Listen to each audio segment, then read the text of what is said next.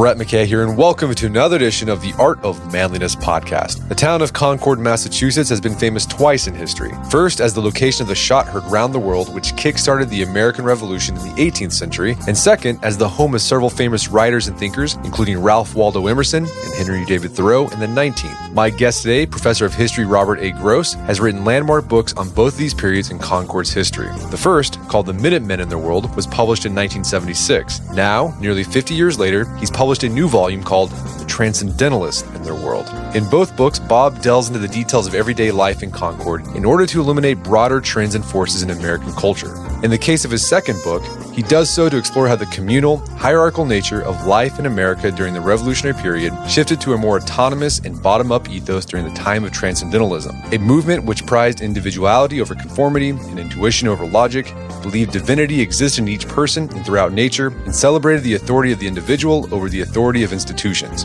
In today's episode, Bob and I discuss how changing forces in commerce and religion, as well as a fervent, emerging interest in self-improvement, led to this shift, and how thinkers like Emerson and Thoreau set a new course for what it means to live a life of integrity. We enter conversation with what the world of the Transcendentalists has to tell us in our own time period, which, like theirs, is marked by the widespread rejection of top-down gatekeepers. After the show's over, check out our show notes at aom.is/Concord.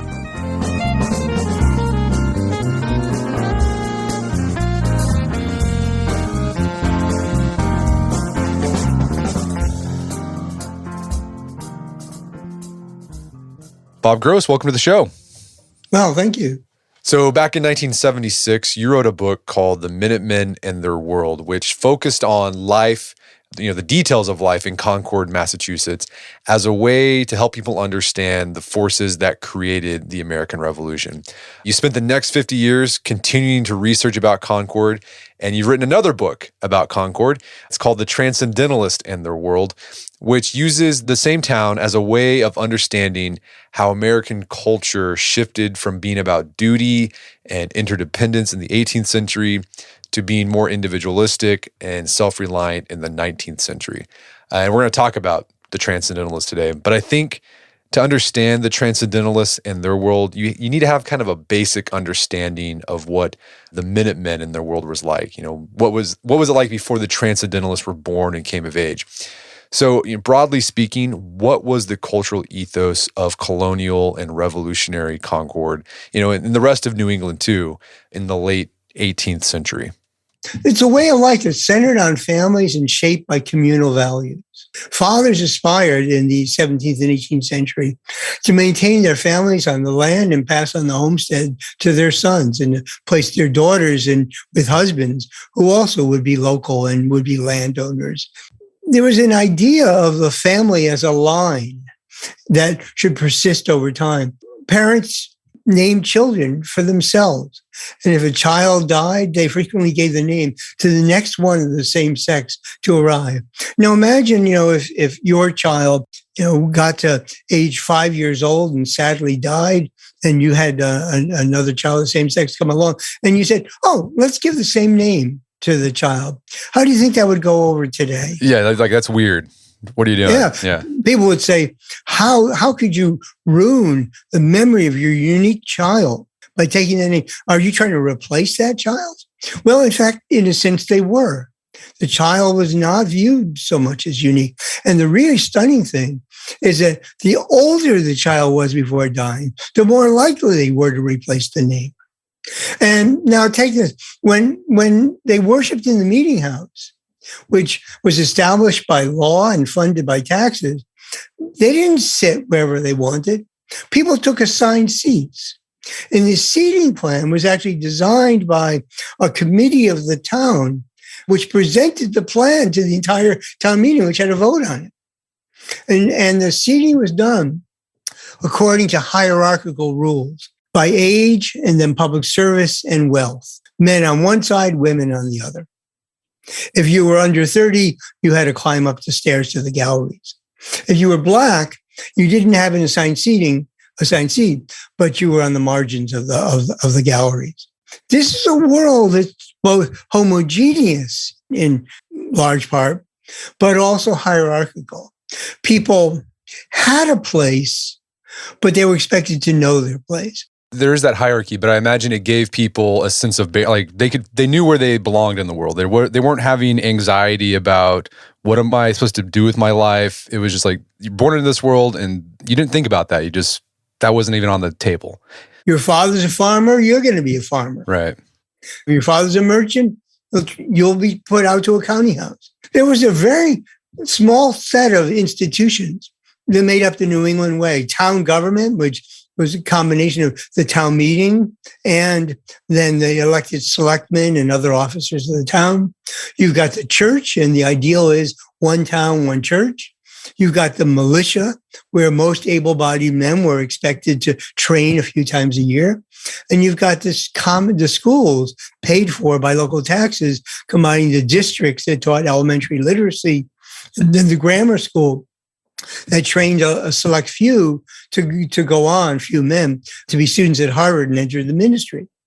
While Boston and other port towns had a variety of voluntary associations, Concord really had very few organizations. In that sense, it was not pluralistic. Okay, so the Concord before the Transcendentalists, so in the late 18th century, very communal, very hierarchical. Other people's business was often your business. What they were doing, you might have a say in that. It's like, well, you can't do that because that's not what we do around here. But then you start seeing, after the Revolution, the start of the 19th century, you start to see fissures in this communal ethos manifest themselves in different parts of Concord life. How did that start happening? The ideals of the 18th century Concord were communal, they were familial, they were inclusive, but they were also increasingly not being achieved. Why weren't they being achieved? Well, for one thing, Concord, founded in 1635, had lots of land to provide for families. But by the 1720s, the land, and there were so many sons and daughters and such a fixed amount of land that a good many of Concord's young were having to go settle elsewhere if they wanted to be farmers. By the eve of the Revolution, that it was accelerating.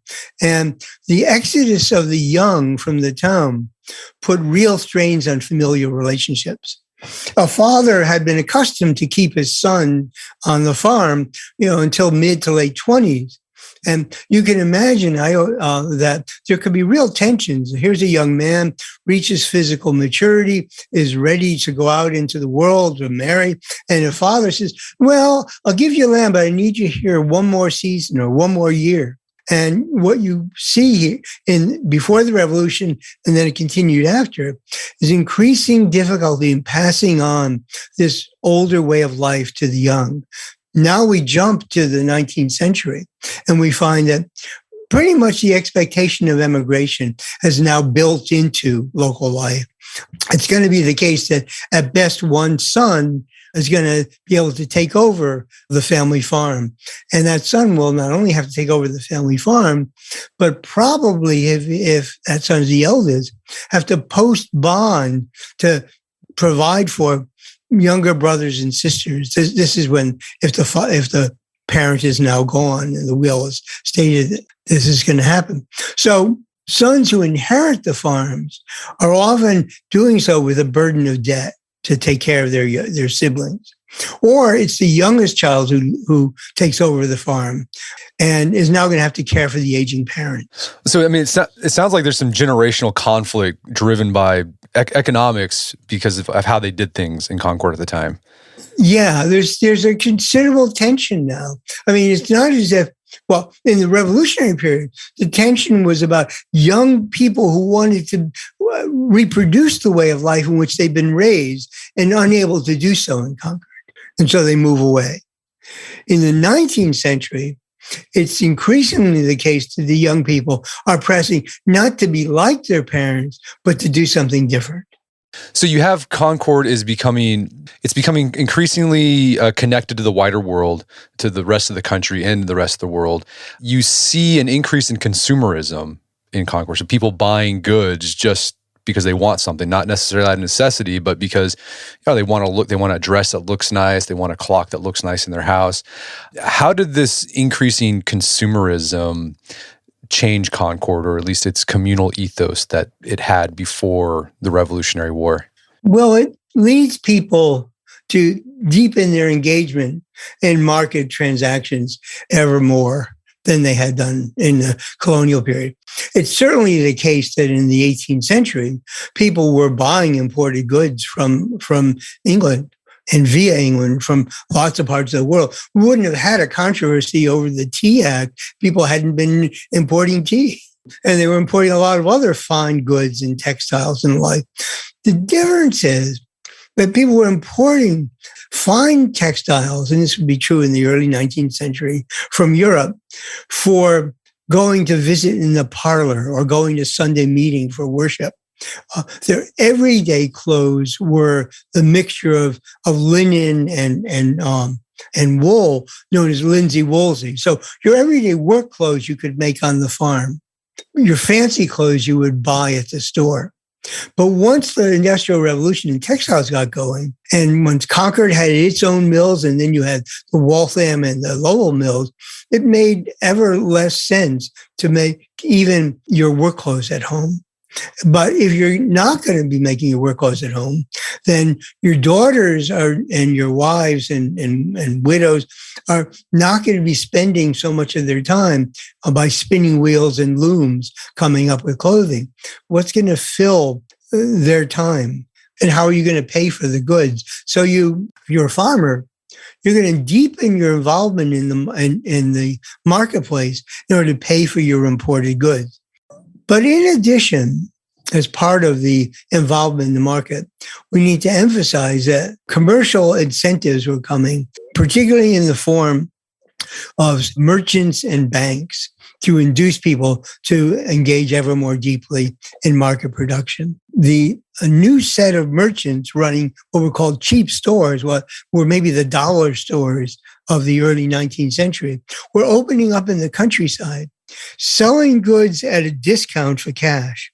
Typically, stores in the 18th and early 19th century had operated on a credit basis in which you went in and you bought imported goods and you paid your bills by bringing in commodities that you raised on your farm. And you didn't have to settle your accounts often for long periods of time. Only if you did a formal acknowledgement in a note would you have to pay interest if you didn't pay your bills on time. Once you move to a cash basis in sales, you can eliminate the need for credit and for possibilities of paying interest. You'll get a discount, you'll pay in cash. And here's the key thing. Buying and selling at the country store in the 18th and early 19th century could be as much a social occasion as an economic one. There were not necessarily fixed prices, and people would haggle over what they would get in payment for the butter they brought into the store or other goods. When they finally got done with all the haggling, the merchant would typically provide a free glass of toddy or another rum drink. So sociability and sales were linked together. But once you move to cash basis, you don't need that. A lot less haggling, but a lot less social connection. And that carried over to the ethos. People became more individualistic. They weren't, like you were saying, before the Revolutionary War and shortly after, the way you traded, it was very communal based. Your reputation was on the line because you bought on credit. And so you had to know everyone in the town, whether they were credit worthy or not. And as you said, there's that haggling, there's that social aspect. But as soon as you bring in cash, that stuff stopped mattering. Like you didn't really, if you got cash, I'll take it. That's all we need. I don't really care about your reputation as a man. Another area you explore is the world of religion. What was going on in the world of religion in Concord at the start of the 19th century that you saw more of these fissures in the communal ethos that they once had? Yeah. So in the 17th century, you will recall, Massachusetts Bay expected there to be an established religion, and that was not unusual in most of the colonies. And in every town, locals would get together and choose their Protestant faith. It was invariably Congregationalist. By the early 19th century, Massachusetts continued to have a religious establishment that most of the other states of the new republic had abandoned. Massachusetts Constitution of 1780 provides that every town should support a public Protestant teacher of piety, religion, and morality. The minister's being supported here, not so much because he has a sacred role, but he has a kind of, he's a higher schoolmaster who's teaching the rules of piety, morality. So Ezra Ripley, Ralph Waldo Emerson's step-grandfather, comes to Concord in 1778, succeeding William Emerson, the actual blood grandfather of Ralph Waldo Emerson, who was a patriot preacher in the Revolution and died in 1776 as chaplain on an expedition to Ticonderoga. Ripley comes in, becomes minister of the town, and he not only succeeds Emerson in the pulpit, he also succeeds him as the new husband of Emerson's widow, who's 10 years older than he. And he comes to occupy and then to own the old manse that was built by Reverend William Emerson. And from Ripley's point of view, he stands for continuity because through Emerson's, he is linked all the way back to the founding ministers of Concord, founding minister Peter Buckley. His greatest desire, Ezra Ripley, was to view the entire community as his parish.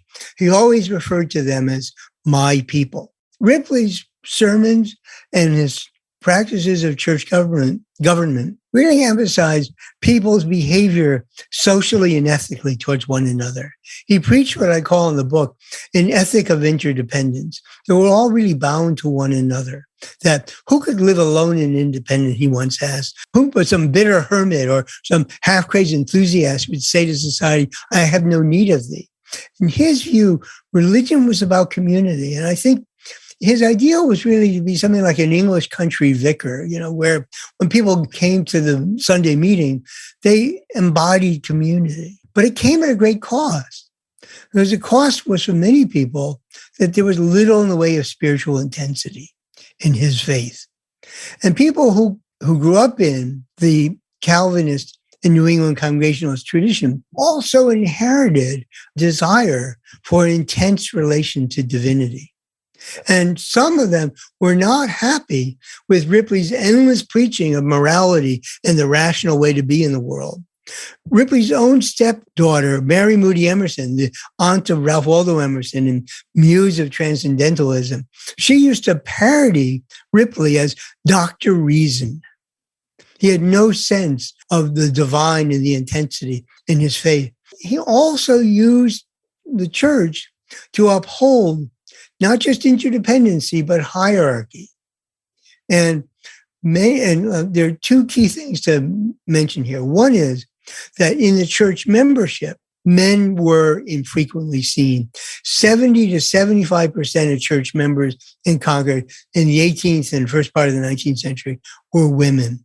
Men didn't join typically till their mid-40s or even later. By the early period before 1820, they were not joining till about age 50. And Ripley was having a hard time drawing young people into his congregation. One reason, and we learned this from young people who left, is that he seemed to convey the impression that you're too young to have any independent thoughts of your own about religion. Nobody really cares what you think. Follow your elders. And by the mid-1820s, young people, especially young people who come to Concord as newcomers and who weren't going to be in Concord for all that long, they could see no reason why to join a congregation dominated by old folks, maybe old fogies would have been their term, that had little to offer them other than more lessons in behaving ethically, deferring to your elders. Well, and also you make the point that another reason that young people were leaving the Ripley's church was that, again, is that his lack of religious fervor or sentiment. Like there wasn't that intensity. Like what was going on? Like why were the young people attracted to that in a church? Well, so in 1825, 26, there's a breakaway from Ezra Ripley's parish, and people interested in a much more intense but also more Calvinistic form of congregationalist faith start a congregation of their own. They're led by Henry David Thoreau's aunts, who are in the forefront of demanding a new way of worshiping. they view themselves as a little band of poor but faithful Christians who start out on their own. And it may be that they wanted both greater Calvinist orthodoxy as well as greater spiritual intensity. Henry David Thoreau's step-grandmother had actually in 1810 helped to play a role in creating a mini revival in Concord. And in her home, Rebecca Thoreau hosted her neighbors who engaged in their own prayer services. Ezra Ripley was quite alarmed by this. He worried that it would be a repeat of the Great Awakening of the mid-18th century, when people were rejecting established ministers and claiming that you could be born again in a minute, when they were having, profoundly emotional experiences of conversion. And to those who looked on that Great Awakening with distrust, they were aghast at the sense that the social order was collapsing when learned authorities were being set aside for someone who came off the farm, was a sinner one day, and the next day said, "Oh, I'm born again. I can now judge you." So you have a combination of people wanting to break away from learned authority, from the rule by the elders, and a desire for a more intense spiritual experience. I don't think it was the case that the majority of young people went to the evangelical church, but more went to the evangelical church than ever chose voluntarily to worship with Ezra Ripley. So we've talked about there's changes going on. There's in religious life, that's in flux. There's changes going on in trade and farming and economic life. Everything's you're seeing a transition from the old way to something else. We're kind of in a liminal period right now. The other thing you start seeing around this same time, the beginning of the 19th century, is this really fervent interest in self-improvement or cultural improvement in Concord. So you're seeing these voluntary associations forming, like lyceums, libraries, debating clubs. What was going on? Why were young people in particular interested in self-improvement at the time? Not just young people, but their elders who were eager to see the progress of commerce, of manufacturing, and the expansion of minds and spirits throughout the new republic. You had the start of agricultural societies in the 1820s. Concord was the host for the Society of Middlesex Husbandmen and Manufacturers. And their aim was to promote improved farming through scientific methods by attending to the best practices of the day. And their endless message to farmers was, don't do what your fathers did just out of unthinking inheritance. Don't follow superstitions like timing your farming operations by the phases of the moon. Pay attention to science. Be empirical. Reject the past when it's not useful. And do so in order to make more money off your farm and be able to stay on the homestead that you might otherwise have to give up. That message, pay attention to the best practices of the day, keep up with current knowledge, is also being promoted for the schools of Concord. Don't just use the school books, Noah Webster's Speller and Jedediah Morse's geography that your parents used in the 1790s. Use the new textbooks of the day that are incorporating the latest knowledge. So when you have the promotion of this break with the past, you then have the central question. So what are the young people to learn and to do? And what are they going to do if you ask them to find their own way in the world and not just inherit the farm or be in an apprenticeship and do what your father did as a master mechanic, and you'll do the same? Everything is changing. And you have a couple movements of social and cultural improvement, some of which originate in England, like the Lyceum movement, which goes out of efforts by reform-minded manufacturers in Britain to reach their workers. Some in Britain, the deeply conservative, thought the working class never needed an education. If you educate the working class, all you'll do is make them unhappy. They won't get any richer. They'll just know that they could have lived better, but don't. And that would be politically dangerous and invite radicalism and revolution. The reformers in Britain and then their counterpart in America said, no, let's educate the working man so that the working man can learn about science and technology and come to be a participant with his boss in the Industrial Revolution.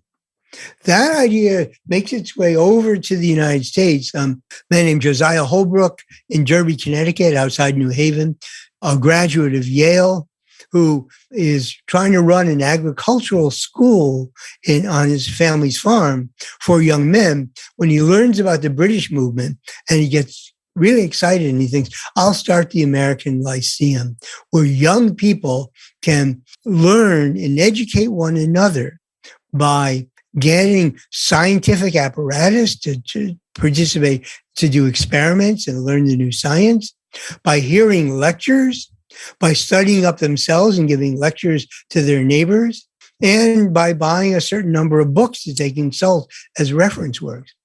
Why would young men want to do this? Well, he thinks he can appeal to young men in their 20s to join the Lyceum and improve their lives. He also recommends the sponsorship of Lyceum by their bosses by arguing that young people left on their own in cities are going to be prone to doing a lot of drinking and to hanging out and going to places of amusement, and who knows what trouble they'll get into. Lyceums could serve as an instrument of temperance and abstinence. Get the young people to improve their minds, not release and relax their spirits. Go to lectures and the like. Go to debating clubs. And do this under the sponsorship of their elders, the merchants and manufacturers who employ them. Concord starts the Lyceum in 1829, and very quickly, the Lyceum becomes less of a place to offer improvement and, if you will, moral discipline for young men, but rather a community institution where young women, as well as their mothers and wives of merchants and manufacturers, all come together for shared education. A lot of the lectures are given by locals in Concord. I should add that a lot of young people go to the Lyceum, less for the so-called learned lectures, but more for young men, some of whom I quote in the book, who want to ogle and meet young women at the lectures. It will look as if they want to, improve themselves, and maybe they'll be good prospects. We're going to take a quick break for a word from our sponsors.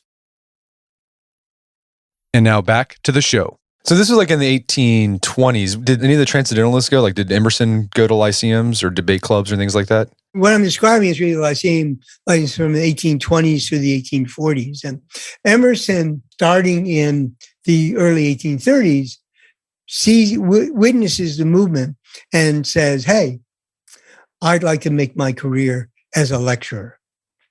This is as he's feeling ever more discontent with his position as the minister of Boston's Second Church, a really prestigious pulpit to occupy. And here he is. His father, the Reverend William Emerson, who died when he was a boy, had been the minister of Boston's First Congregational Church, the most prestigious in town. His grandfather, Reverend William Emerson, the senior, had been the minister of Concord. And there's Waldo. Everybody in his family had been proud and counting on him to carry on the clerical lineage of the family. He doesn't want to do that. And he's feeling increasingly unhappy with his role as the minister representing the entire community and presiding over rituals that are essential to congregationalist worship, in particular the communal service. And he feels like it's a ritual that has become empty for him. And if he can't perform it, the communion service for the members, he can't, with any integrity, remain the minister of the town. So he resigns, goes to Europe, and then comes back to the United States with a view to being a freelance preacher, someone who won't have to represent any community, but can give sermons, and become a lecturer. And he can lecture at lyceums. And that's what he says how to do. He views the lyceum as his secular pulpit. And he vows that he will not say anything to an audience at a lyceum that he hasn't thought about and felt deeply about and considered, not just to please an audience, but to express the truths as he knows them most deeply.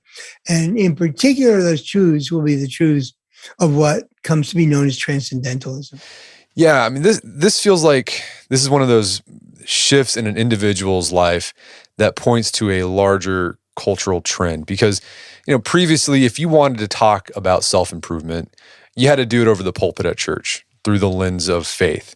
But now you have, this emerging possibility of lecturing about self-improvement outside of church. So there's an emerging culture and message of self-improvement that's not attached to religion. And Emerson saw that and he started taking that on. But do we know why Emerson felt he had to resign from being a pastor? I mean, what was it? I mean, why didn't he feel committed to congregationalism? And I mean, was there anything going on in his personal life or maybe the wider world that was influencing his ideas of what it meant to have a religious life? Well, for one thing, he's married and his wife dies in 1832. And then here he is, a widower after having a relatively short marriage of about a year and a half. And as now a widower in the pulpit, he's feeling increasingly restive.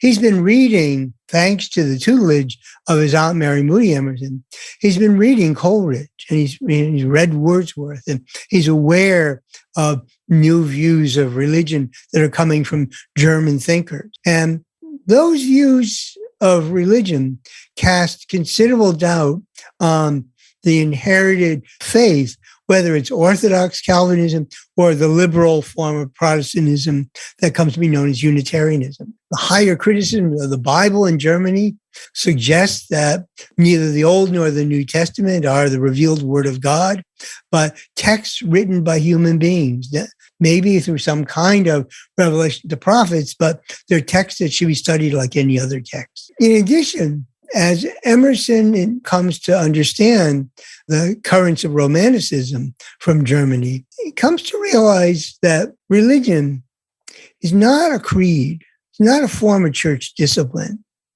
It's not a subjection to community. It's something else. And he comes to believe, as do other Unitarian ministers in the Boston area in the early to mid-1830s, that religion is really a spirit that runs through all things, and especially through nature. And the human beings are part and parcel of that. We all have within us, we all incarnate some part of divinity. We might say today that we all share a common human nature. We would say back if we were going along with Emerson, that we all share a common divine nature. Common humanity becomes a common divinity. And that spirit of divinity runs through all things. And it means that you can worship God on a hilltop as well as in a cathedral. It doesn't really matter whether you believe in total immersion as baptism or a sprinkling of a little bit of water on an infant. It doesn't matter whether you subject yourself to church discipline and scrutiny or whether you just in private say, I have faith in God. All of Emerson's faith in this new version that will be called Transcendentalism means essentially that religion is an individual experience and a profession. And religion then will shift from the communal dimensions and framework that I've described to a far more individualistic one. In this sense, Emerson and other transcendentalists are challenging the authority and the institutions of the New England way. The church, Emerson says, is not going to reach anyone unless it really conveys an intense spiritual experience from the pulpit by the minister in sermons to the members of the congregation. And the institutions of authority don't matter so much as the authority of the individual experiencing faith through experiences in nature. So again, you're seeing this theme of a transition from communal way of life to a more independent, individualistic way of life. Right. And Emerson comes to see that when you take this vision of religion and you merge it with the currents that are going on in politics and society, you can come up with a faith that is egalitarian as well as freeing individuals and democratic. There are a couple of things to say first. This vision of religion that I've described provides a strategy that the Unitarian reformers have in mind for what to do in a world when there's no longer a religious establishment. 1825 in Concord, the Trinitarians set off in 26, formed their own congregation and worship on their own, build their own meeting house. And you have a collapse of the idea of one town, one church. In 1834, Massachusetts gets rid of the establishment altogether. It's the last state in the Union to do so. And now all these different religious sects, Congregationalists, Unitarians, Universalists, Baptists, Methodists, and still others, are going to have to compete with one another for members. Emerson, I think, and the other early Transcendentalists have in mind that this new view of faith, that it's a spirit that runs through everything, is the strategy by which you can compete for souls and members. But in addition, this will broaden into a way of viewing life in America and judging its practices and its institutions. In Emerson's mind, the highest form of nature is not the discovery of the laws of nature to come up with technological improvements that will advance trade and commerce and promote materialism and consumerism. The highest uses of nature are as a conduit to the spirit that runs through all things, and to the experience of divinity and the aesthetic beauty of nature. So that for Emerson, this vision of the world anew through the spirit running through everything becomes the basis for a critique of the institutions and way of life in New England and Concord as a whole. And from this perspective, Emerson comes to see himself as a spokesman for all the young people, and particularly young men, who can feel within themselves the universal soul, the connection to something higher, to a larger purpose. And yet, when they look out in the world that they're about to enter, what do they find? They find demands for conformity, demands to harness yourself to the demands of the marketplace, to the counting house, to your boss as the manufacturer. And from Emerson's point of view, he looks out and he finds young college graduates like Henry David Thoreau who say, am I really going to give up my divine spirit, my potential for perfectibility just to make a living? I can't do that, say, as Emerson views young men at the time, saying, I have to do something higher, or I will wait to join the society as a whole. That becomes the radicalism of transcendentalism, to provide a space for young men and young women to say, I'm not going to conform. I'm going to discover myself. I will serve society, but not through answering to Ezra Ripley, but by answering to my inner potential, cultivating that. And when I do that, then I will serve the community. So what you're seeing, it's almost anti-institutional. So you see them rejecting church, not joining churches because they feel like you don't need a church. You can just go and be a part of nature and you experience God that way individually.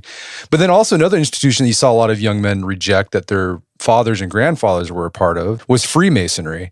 During this time in the 1820s, Freemasons were having a hard time getting young men to join. Was it for that same reason? They just didn't want to conform to another institution?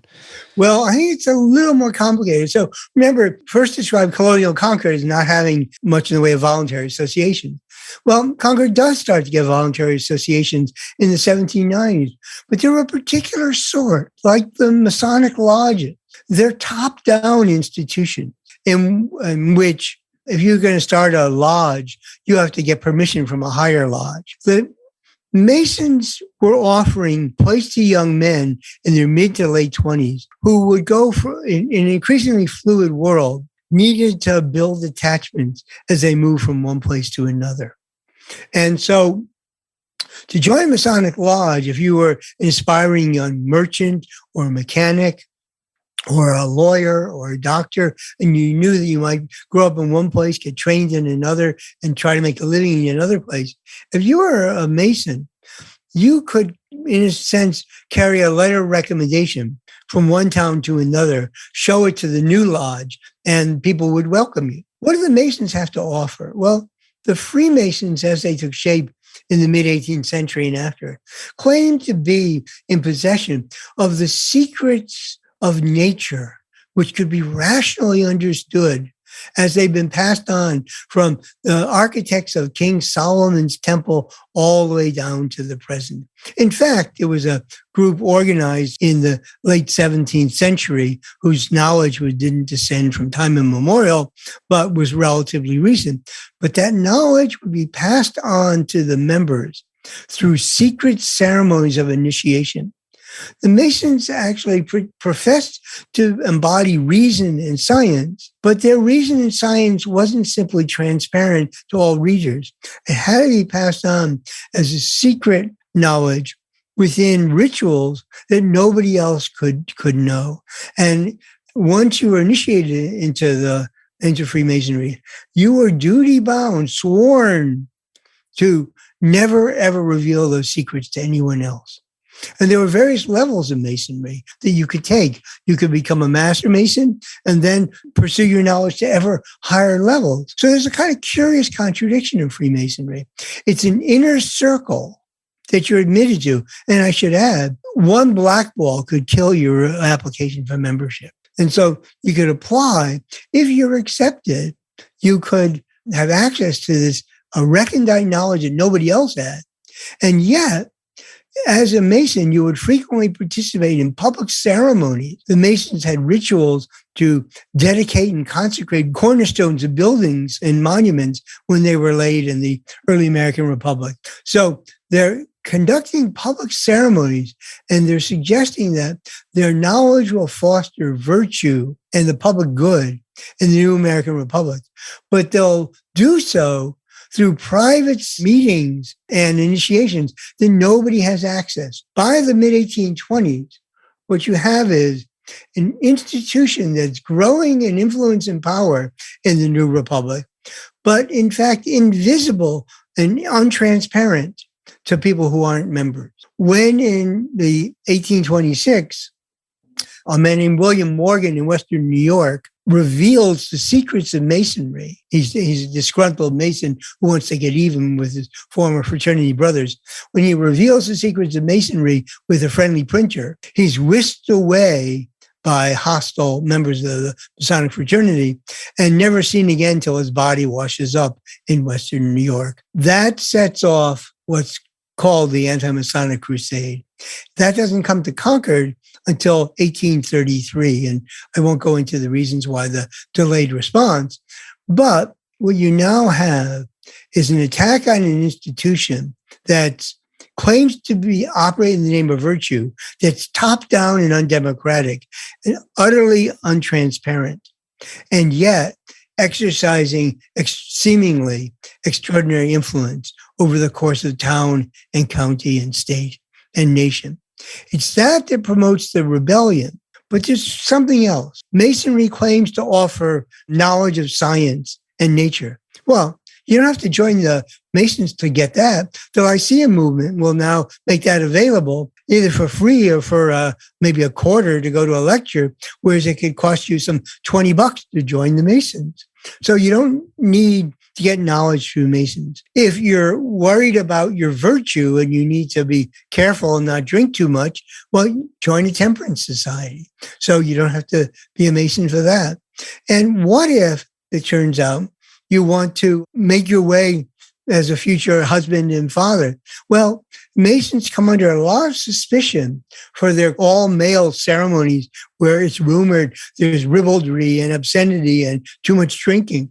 Instead, stay at home with your wife and your children. There's a new ideal of domesticity now that is at odds with the earlier practices of heavy drinking, not just in the Masons, but in the town, and practices of all male groups. When a new ideal of domesticity is taking shape, Freemasonry goes into abeyance. Okay, so you're seeing here again, you're this, not, I would say a rebellion, but it's kind of a rebellion against older institutions. These older institutions, whether it's church, Freemasonry, they have competition now in the form of lyceums, debate clubs, libraries. Family life is becoming a source of competition for attention. And then you also have Transcendentalism saying, yeah, you can just do this stuff on your own because you are connected to nature and you're connected to the divine on your own. You don't need to belong to another institution to do this stuff. Exactly. So that Transcendentalism becomes the most radical of the rejections of the older institutional world. Remember, Emerson is famous as one saying is an institution is but the lengthened shadow of a man. Institutions, in effect, are transient and insubstantial. The only thing that's enduring and substantial is the spirit and soul of the individual. You also, at this time, Emerson is, he's doing the Lyceum circuit. He's becoming influential outside of Concord. Transcendentalism is spreading. Emerson takes on a student, we can call him, who's a friend, Henry David Thoreau. They have an interesting relationship because on the one hand, Emerson saw a lot of potential in Thoreau and it admired him, but there's also a tension between the two because they both embraced Transcendentalism, but it was different. How would you describe the difference between Thoreau's approach to Transcendentalism from Emerson's? Emerson is the theorist and philosopher. Thoreau is a guy who insists on how do you put it in practice. So Thoreau and Emerson don't meet until the fall of 1837, when Thoreau, having graduated from Harvard at the end of August, takes over as the master of the village grammar school in the center of town, the very school that he had attended for a time before going to the private academy in Concord. Emerson has now been living in Concord, married and starting to have children in 1835. So he's new to the town. The two of them meet. Emerson's been aware of Thoreau as a really talented young man. They meet and they become fast friends. And Emerson begins to refer in his journal and letters to his Scottish friend, Thomas Carlyle. He refers to Thoreau as my Henry Thoreau. So Thoreau is the protege of Emerson. And Emerson is just thrilled at the way in which he says, my ideas are given expression by Thoreau in incredibly sharp and clever ways. And Thoreau has, in 1836, read Emerson's little book, Nature, and been quite taken with Waldo's ideas. They're ever more closely connected to each other in the next few years. Thoreau will come to live in Emerson's house, be a babysitter for the kids, be a handyman who helps around the house. He's incredibly adept at all kinds of physical tasks, from farming to fixing things in the house, tasks at which Emerson's pretty incompetent. So Thoreau is close to Emerson, so much so that when some of Thoreau's classmates from Harvard come out to visit Concord, they see him and Emerson together. And one says, if I close my eyes, I could not tell which one was speaking, who was Emerson, who was Thoreau.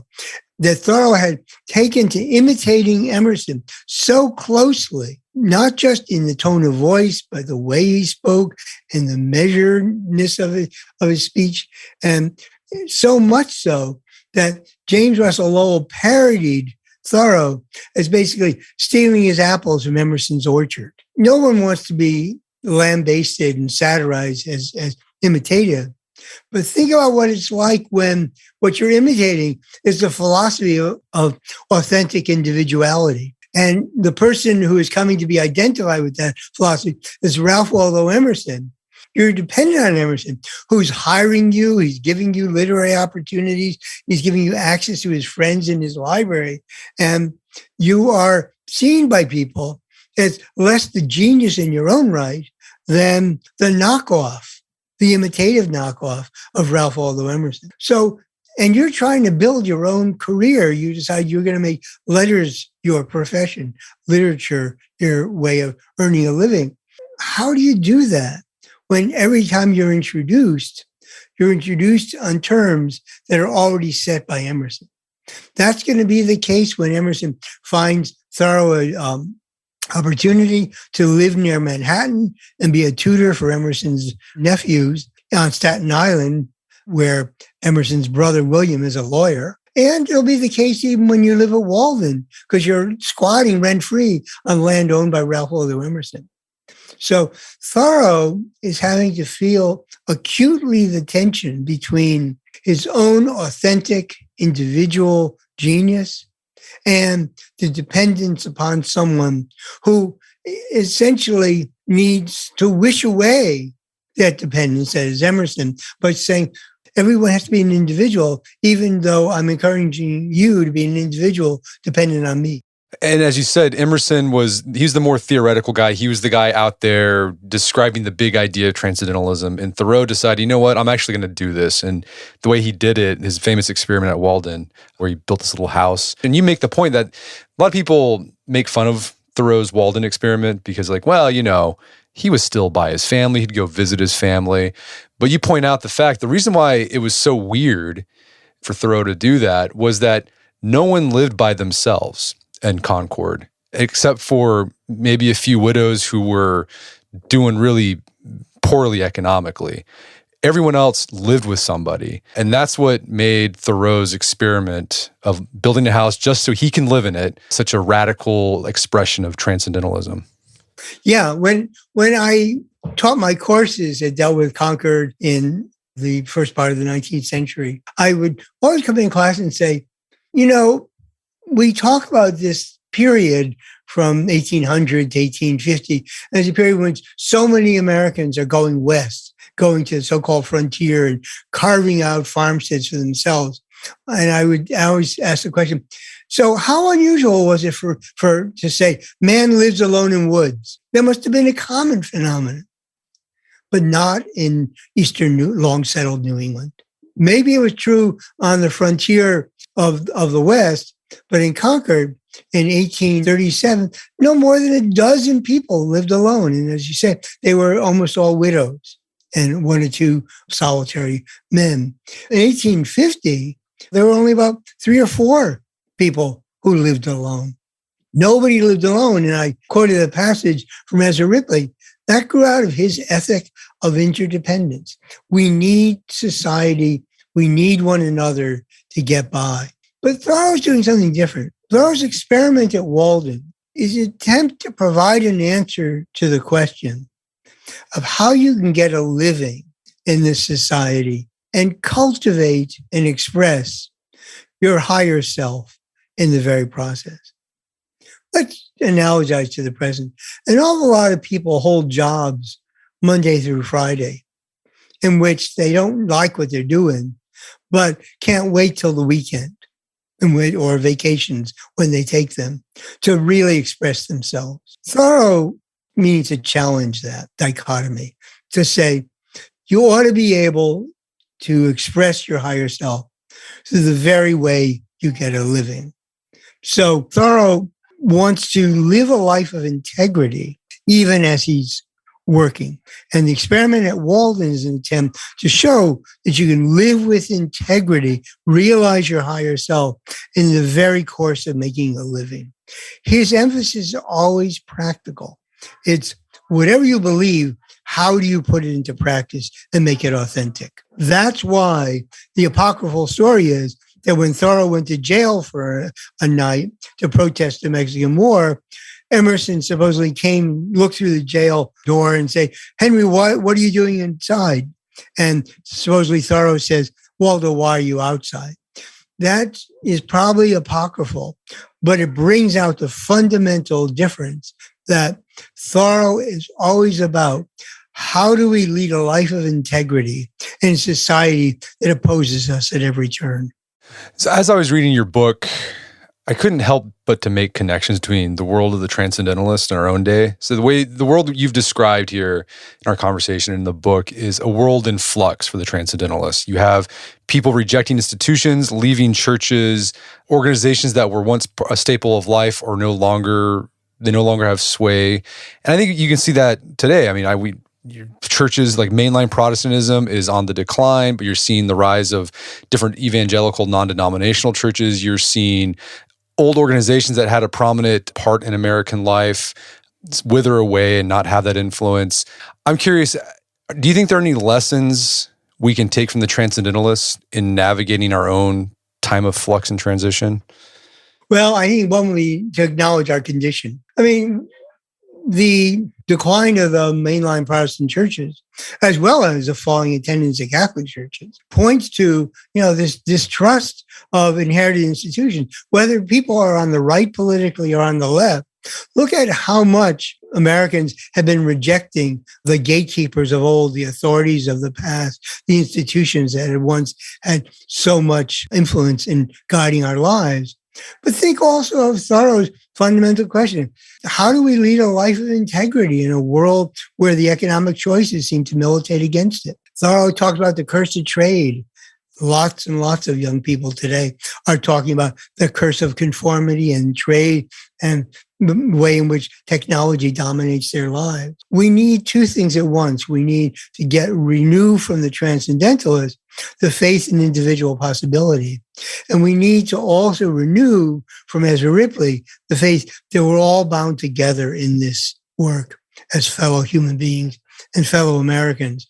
That seems to me fundamental challenges that in the world of the 18th and early 19th century, interdependence went along with hierarchy and homogeneity. We've got to find a way toward interdependence that goes with democracy, pluralism, and equality. Well, Bob, is there some place people can go to learn more about the book and your work?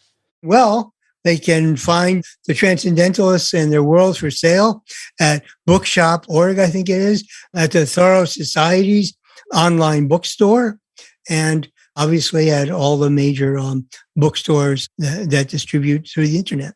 Well, fantastic. Well, Bob Gross, thanks for your time. It's been a pleasure.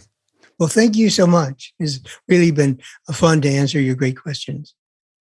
My guest today was Bob Gross. He's the author of the book, The Transcendentalists and Their World. It's available on Amazon.com and bookstores everywhere. Make sure to check out our show notes at aom.is/Concord, where you can find links to resources where you delve deeper into this topic.